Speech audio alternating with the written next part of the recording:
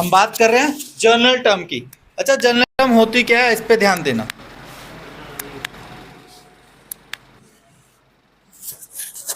General term होती क्या है, इस पे ध्यान देना। अगर हमसे पूछा nth टर्म फाइंड करो और जनरल टर्म फाइंड करो,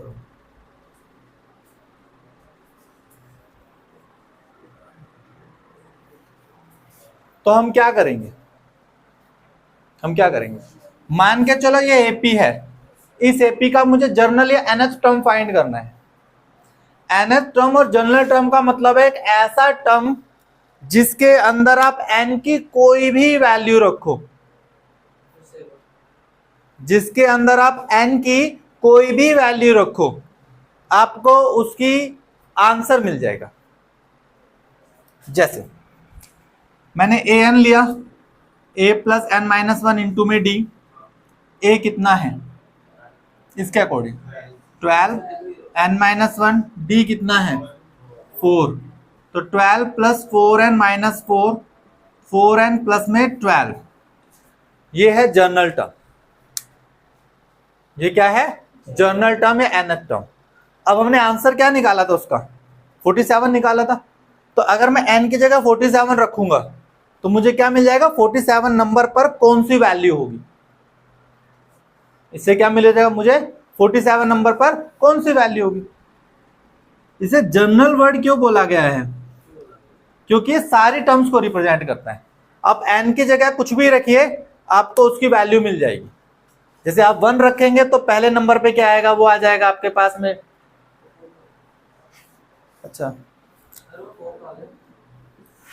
8 आएगा। सॉल्व करो इसे अब।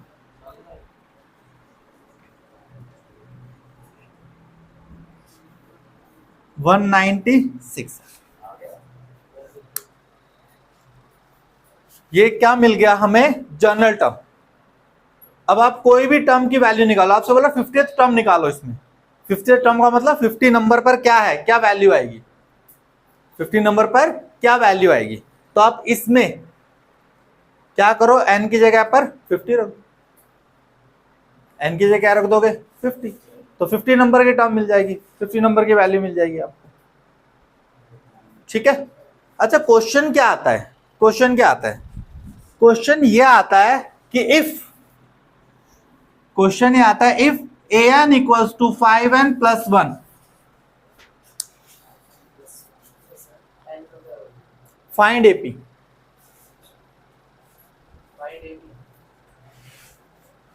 पहला बेसिक क्वेश्चन, फाइंड एपी। ठीक है।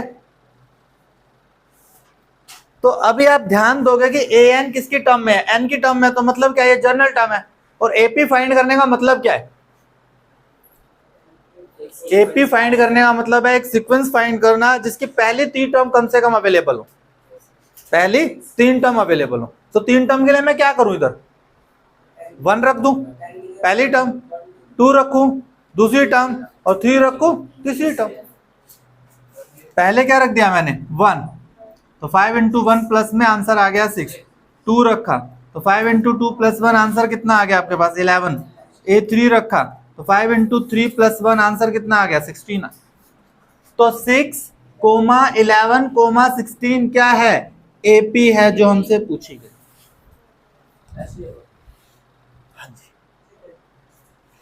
If we are given an of any AP और we are asked to find the value of AP, तो वो हम ऐसे निकाल सकते। ठीक है।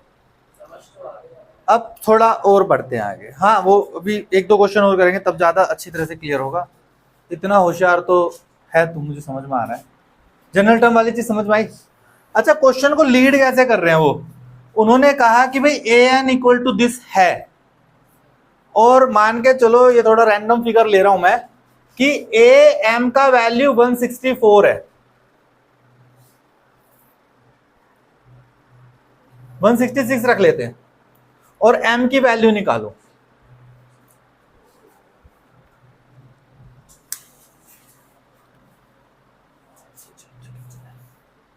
क्वेश्चन समझो, आपको दिया जनरल टर्म, आपको दिया जनरल टर्म, दिया an दिया है ना, और इसी में am नाम की कोई टर्म है जो 166 है, 166 है,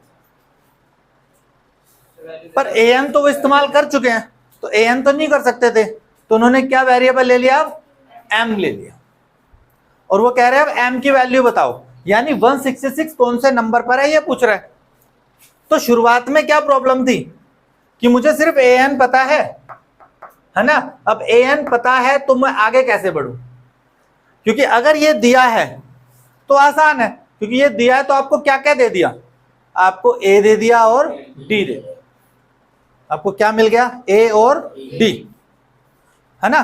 पर जब ये नहीं है यही है तो प्रॉब्लम थी, तो अब यहां से यहां पहुंचना पहले आपको आना चाहिए, अगर आपको जनरल टर्म दिया तो आप एपी पे कैसे जाओगे ये आना चाहिए, जनरल टर्म दिया तो एपी पे कैसे आओगे ये आना चाहिए आप, ठीक है ना। और आएंगे कैसे, पहले 1 रखेंगे, फिर 2 रखेंगे, फिर 3 रखेंगे। अच्छा 1 2 3 ही क्यों रखेंगे, क्योंकि हमें पहली 3 टर्म निकालनी है, और टर्म की शुरुआत कहां से होती है, 1 से होती है, 0 से और माइनस से तो शुरू नहीं होता, है ना।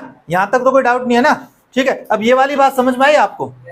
अब आप अगर दूसरे तरीके से देखो तो इस एपी के अंदर ये क्या है, an है, अगर ये एपी पता है तो उसके लिए ये क्या है, an है। अब an वाला फॉर्मूला लगाओ, a और d ये वाला इस्तेमाल करो और m का आंसर निकाल लो, है ना। ये चीज आपको बहुत इंपॉर्टेंटली समझ में आनी चाहिए।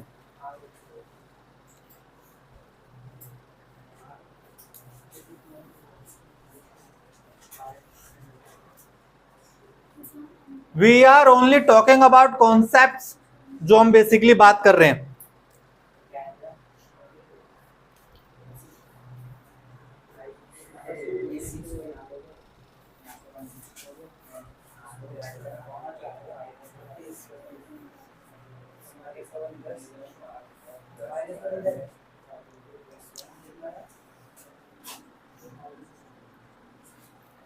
अब एक टॉपिक पे और बात करनी है बस, समझ में आया ये वाला ना, निकाल लोगे इसका आंसर।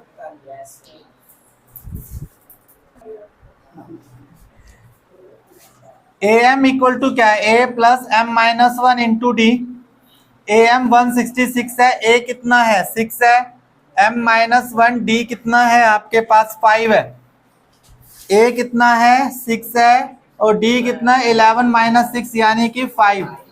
तो ये 166 minus 6 equals to m minus 1 into में 5, यह आएगा 160, 5 मल्टीप्लाई में डिवाइड में आ जाएगा, 5 3 जा 5 2 जा m माइनस 1, तो m का वैल्यू कितना है 32 प्लस 1, m इक्वल टू आएगा 33।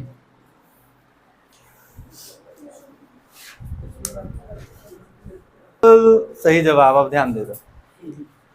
हमसे अगर पूछा गया कि 1 डिजिट के 2 से डिविजिबल कितने नंबर हैं, या 2 डिजिट के 2 से डिविजिबल कितने नंबर हैं, या 3 से डिविजिबल कितने हैं, 4 से डिविजिबल कितने हैं, 5 से डिविजिबल कितने हैं, मतलब डिविजिबिलिटी कुछ भी हो उससे फर्क नहीं पड़ता।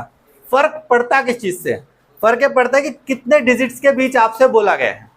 ऐसा भी बोल सकते हैं आपसे कि 1 से लेकर 1000 के बीच 5 से डिविजिबल नंबर बताओ कितने हैं, है ना। या ऐसे बोल सकते हैं आप लोगों से कि 40 से 400 के बीच में 3 के डिविजिबल कितने नंबर हैं, 40 से 400 के बीच 3 के डिविजिबल कितने नंबर हैं। सवाल समझ में आ रहा है, हाँ ठीक है ना, सवाल क्वेश्चन समझ में आया पहले तो आपको करना क्या है, मान के चलिए एक छोटा सा एग्जांपल लेते हैं, हम लेते हैं यहाँ पे 10 से 30 के बीच 4 के डिविजिबल कितने नंबर हैं, 10 से 30 के बीच 4 के डिविजिबल कितने नंबर हैं। तो अब भी कैलकुलेट करना हमारे लिए आसान है, अगर हम अपने प्राकृतिक तरीके से जो हमें आता है वैसे करें तो हमारा नंबर शुरुआत किससे होगा, 12 से होगा, फिर उसके बाद में 4 से डिविजिबल कटेगा, फिर 20 24 28 कितने हो गए 5। पर अगर ये 30 की जगह 300 होता तो शायद ये चाल ऐसे नहीं चली जाती, 300 की जगह 3000 होता तो शायद ऐसे नहीं चलते, नहीं चलते लेकिन टाइम बहुत कंज्यूम होता, है ना। तो अब हम एपी का इस्तेमाल करेंगे, अब हम एपी का इस्तेमाल करेंगे। ठीक है,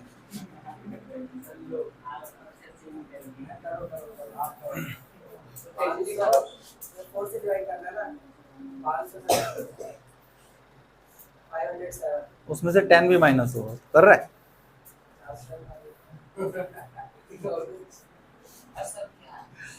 चलो पहले इस पे बात कर रहे हैं। तो ये हम लोग ऐसे डील कर सकते हैं। अब इसको सोचना कैसे है, हमें एपी के कॉन्टेक्स्ट में सोचना है। जो नंबर आपसे बोले जाएं उसका वो नंबर लिखिए पूरा का पूरा, और उसके बाद जस्ट वो नंबर लिखिए जो हमारी कंडीशन को फुलफिल करेगा। हमारी कंडीशन क्या थी कि 4 से डिविजिबल होना चाहिए, तो 10 के बाद 4 से डिविजिबल कौन है, 12 है। और एक लास्ट वाले नंबर से पहले वो नंबर ढूंढ लो जो हमारी कंडीशन को फुलफिल करेगा, 28। तो अभी हमें क्या पता है, एक 12 पता है और एक 28 पता है। 12 के बाद हम 16 तक तो पहुंच ही सकते हैं क्योंकि 4 4 का डिविजिबल है, तो 4 का गैप है और डैश डैश डैश लगा दे, क्या बन गया, एपी बन गया। क्या बन गया, ये एपी। अब एपी है ये, तो हमें क्या क्या पता है, ए पता है, डी पता है और ए एन पता है। ए पता है, डी पता है और ए एन पता है। क्या निकालना है, एन। क्या निकालना है, एन, तो निकाल लो एन। ए एन वाला फॉर्मूला लगाओ, A plus N minus 1 into D. A कितना है 12 है, एन माइनस 1, डी कितना है 4 है और ए एन कितना है 28। 28 माइनस 12, एन माइनस 1 4, तो ये कितना आ जाएगा, 12 माइनस 4 करोगे तो 6, 1 अपोन में 4, एन माइनस 1, ये कैंसिल 4, एन माइनस 1, एन का वैल्यू कितना है 5।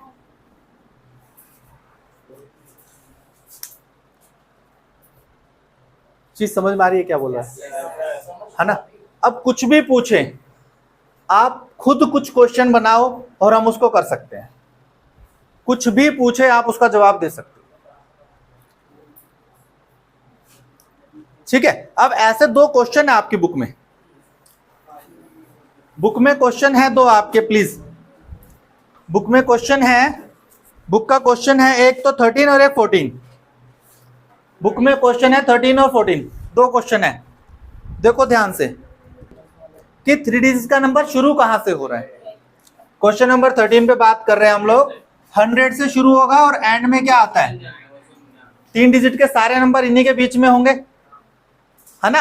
अब कंडीशन फुलफिल करो, 7 से डिविजिबल चाहिए, यानी 100 के बाद 7 से डिविजिबल पहला नंबर कौन सा है, ठीक है। और 999 से पहले 7 से डिविजिबल कौन सा है, ठीक है। या तो आप अपना हिट एंड ट्रायल लगा लो, या तरीका ये कहता है कि आप इसको डिवाइड करो 7 से। क्या करो, आप इसको डिवाइड करो 7 से, तो 7 1 जा 3 0, 7 4 जा 28, 2 रिमाइंडर है। रिमाइंडर का क्या मतलब है कि ये हटा दें अगर, तो ये 7 से डिवाइड हो जाएगा। पर 100 में से अगर 2 हटाओगे तो क्या मिलेगा, 98। 98 7 से डिवाइड तो हो रहा है, पर हमारे काम का नंबर नहीं है क्योंकि वो कितने डिजिट का है, 2 का। तो 98 से आगे चलो। अब नहीं है तो वो कैसे मिलेगा मुझे, 7 ऐड कर दो। तो 98 में 7 ऐड करोगे तो कितना मिल रहा है, 105। तो पहला नंबर क्या है, 105, जो हमारी कंडीशन को सेटिस्फाई कर रहा है।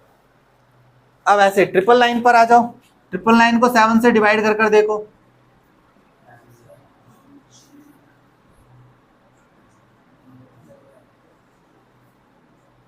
फाइव क्या है, रिमाइंडर है, बच रहा है, मतलब मुझे क्या करना पड़ेगा, 5 हटाना पड़ेगा। तो 999 में से 5 हटा दो तो क्या आ रहा है, 994। तो ये तो हमारी कंडीशन को सेटिस्फाई कर रहा है ना कि 3 डिजिट का भी है और 7 से डिविजिबल भी है।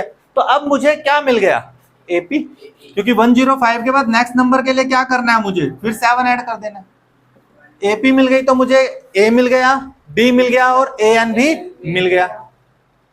फिर से वही फॉर्मूला लगाऊंगा जैसे ये किया, बिल्कुल बेसिक सा तरीका, आंसर निकल जाएगा,